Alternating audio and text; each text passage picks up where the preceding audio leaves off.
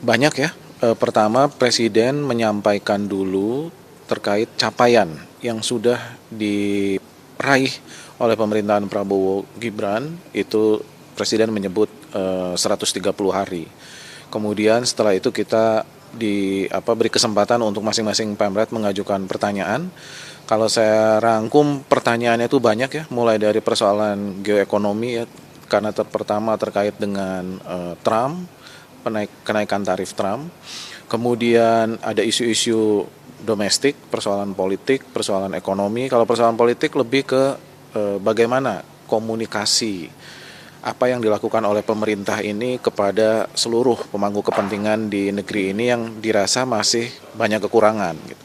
Kemudian juga ada isu-isu ekonomi, mulai dari penciptaan lapangan kerja, kemudian bagaimana peran sektor swasta ke depan, kemudian bagaimana Pak Prabowo kita tahu punya paradigma ya, bahwa negara ini harus menguasai seluruh cabang-cabang produksi dan memberikan kontribusi yang besar kepada publik, masyarakat banyak.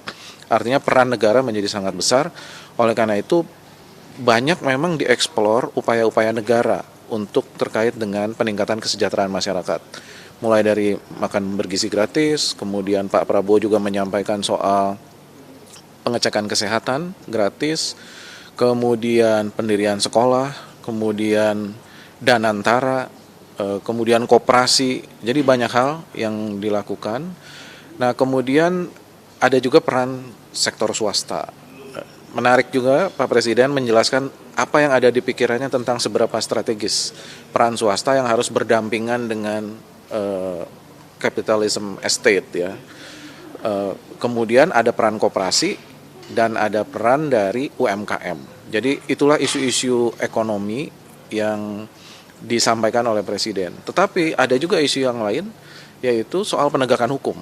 Gitu. Jadi bagaimana pertanyaan-pertanyaan kita yang kritis, bagaimana upaya Presiden untuk Pak Presiden berkali-kali menyampaikan negara yang maju itu adalah bebas dari isu korupsi. Gitu. Nah, pertanyaannya kita diajukan bagaimana Presiden menegakkan rule of law di negeri ini, mulai dari seluruh aparat penegak hukum, dimulai dari aparat penegak hukum juga birokrasi. Nah, Pak Presiden juga menyampaikan hal-hal itu, dan yang tidak kalah penting, kita juga menanyakan tentang hal-hal yang terkait demokrasi. Bagaimana Presiden merespon tentang kegelisahan dari civil society dan yang lain-lain, ada berbagai macam demonstrasi yang sedemikian besar, kemudian ada tindakan dari aparat juga yang cukup represif, itu seperti apa. Jadi banyak sekali tema, dan terakhir juga termasuk olahraga. Bagaimana peluang timnas kita ke depan. Dan di situ semua Presiden menjawab secara terbuka, secara spontan, tidak ada materi yang disiapkan secara terinci oleh Presiden, karena memang pertanyaan yang kita ajukan juga pertanyaan yang bersifat spontan gitu. Mungkin itu, Mas. Ya, hampir semua tema yang hot saat ini sempat ditanyakan ya sama Pak Prabowo. Itu bisa 6 jam, 8 jam nggak cukup. Tadi rasanya 2 jam, tapi akhirnya 3 jam lebih. Tentu tema tentang Danantara, RUU Polri, RUU TNI, korupsi, kemudian tentang peran swasta, tentang bagaimana dampak dari resiprokal tarifnya Presiden Trump. Kemudian tentu di awal Presiden menceritakan capaian di 130 hari MBG, kemudian pembangunan infrastruktur dan lain-lain. Jadi, tapi yang highlightnya menurut saya yang menarik satu, kami itu tidak ditanya mau nanya apa, sehingga Presiden itu tidak tahu kami akan nanya apa, termasuk akan dikritik soal apa.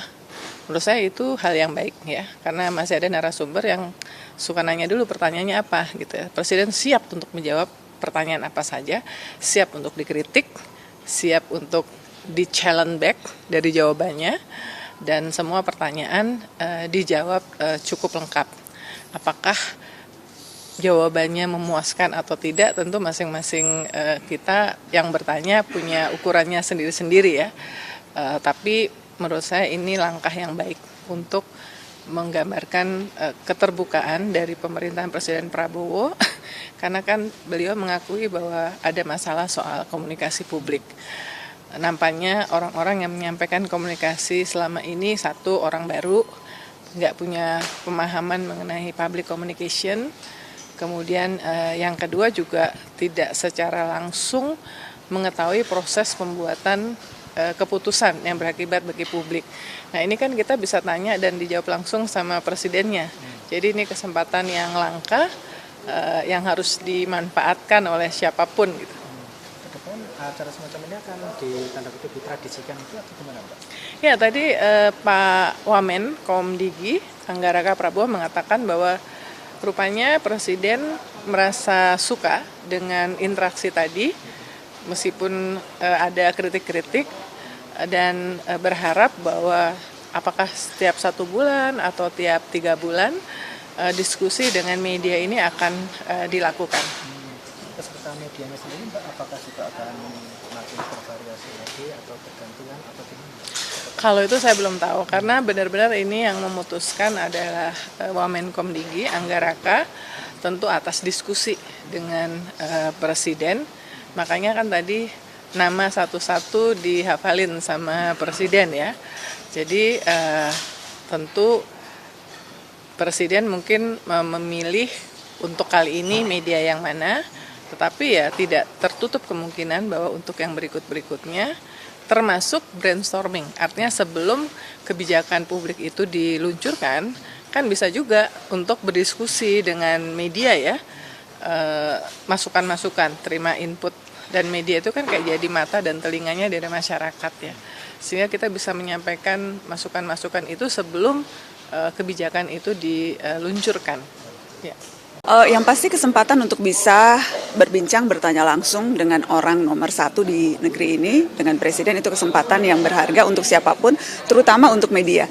Jurnalis kan selalu berusaha untuk mendapatkan konfirmasi informasi sumber A1, orang nomor 1. Dan karenanya ketika kemudian saya dilibatkan untuk juga terlibat dalam wawancara bersama 6 jurnalis yang lainnya, ini kesempatan yang berharga. Yang kemudian tadi kita lihat waktu yang diberikan juga sangat generous begitu ya. Waktu rekaman dari mulai jam 9 pagi sampai hampir jam 1 siang. Dan pertanyaan yang diajukan juga beragam. Dan yang menarik adalah sejak awal memang tidak pernah ada batasan mau bertanya apa, silakan saja. Jadi yang diatur hanya kurang lebih mekanisme formatnya. Karena kan memang ada 6 wartawan, 1 moderator dari TVRI. Jadi yang diatur hanyalah wartawan bertanya, seharusnya 1 pertanyaan dan 1 follow up questions dan kemudian mutar begitu. Tapi kemudian dalam perkembangannya kita juga lihat Pak Presiden tidak keberatan ketika kita juga mengajukan pertanyaan-pertanyaan follow up yang lain. Seperti ketika misalnya saya bertanya soal RUU Polri, walaupun moderator kerap berusaha memotong begitu ya, tapi kemudian Pak Prabowo malah justru tidak apa-apa, silakan bertanya saja. Karena memang saya merasa sayang kesempatannya ketika kita mengkonfirmasi isu yang penting dan tidak mendapat jawaban tuntas, padahal yang kita tanyakan langsung orang nomor 1 di negeri ini. Jadi itu yang membuat saya kemudian juga merasa bisa bertanya follow up questions yang lebih mendalam. Artinya bukan cuma pertanyaan formal, tapi juga ada pendalaman-pendalaman ya Pak? Ada pendalaman terhadap isu. Walaupun saya yakin pasti tidak puas begitu ya, pasti maunya ada lebih panjang, maunya lebih mendalam dan sebagainya. Tapi sebagai awal, saya rasa ini mudah-mudahan bisa jadi tradisi yang diteruskan, membuka kesempatan kepada media untuk bertemu dan bertanya langsung. Tadi itu pertanyaannya istilahnya disampaikan lebih dulu atau spontan itu Mbak? Sama sekali tidak ada pertanyaan jadi Pak Prabowo tidak tahu, kemudian Mas Angga Wamenkomdigi yang memang mengatur wawancara ini juga kita tidak beritahu, bahkan sesama kami jurnalis pun tidak tahu yang lain akan bertanya apa begitu. Jadi kalau saya sendiri sudah menyiapkan sejumlah pertanyaan, Mbak Uni juga tadi menyiapkan sejumlah pertanyaan. Jadi kalau memang sudah ditanyakan oleh teman kita yang lain, maka kita akan bertanya topik yang berbeda. Karena kalau tadi dilihat kan dari awal tuh pertanyaannya berbeda-beda begitu.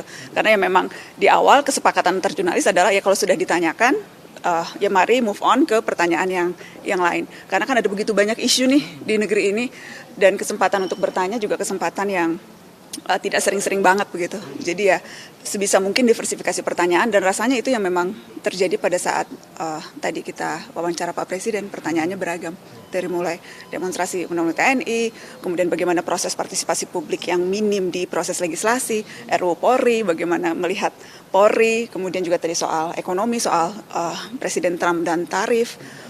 Jadi cukup bervariasi menurut saya.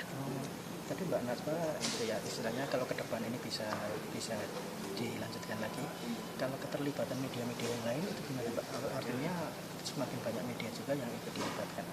Iya, menurut saya mungkin setelah ini, tadi saya sempat bertanya ke Mas Angga, Wamenkom DJ, apakah ini akan jadi format yang baku.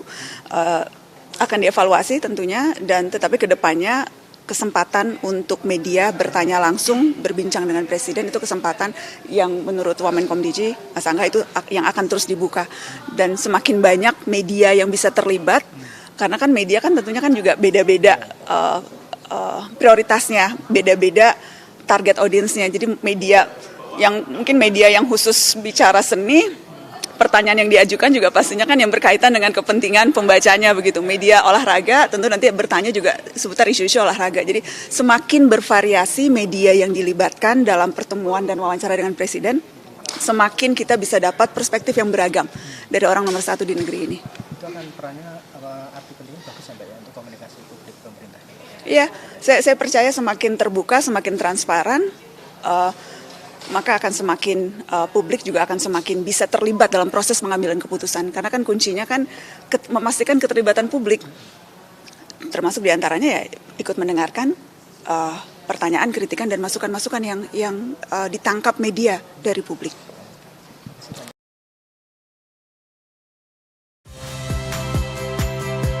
Saya Friska Clarissa. Saksikan program-program Kompas TV melalui siaran digital, pay TV, dan media streaming lainnya. Kompas TV, independen, terpercaya.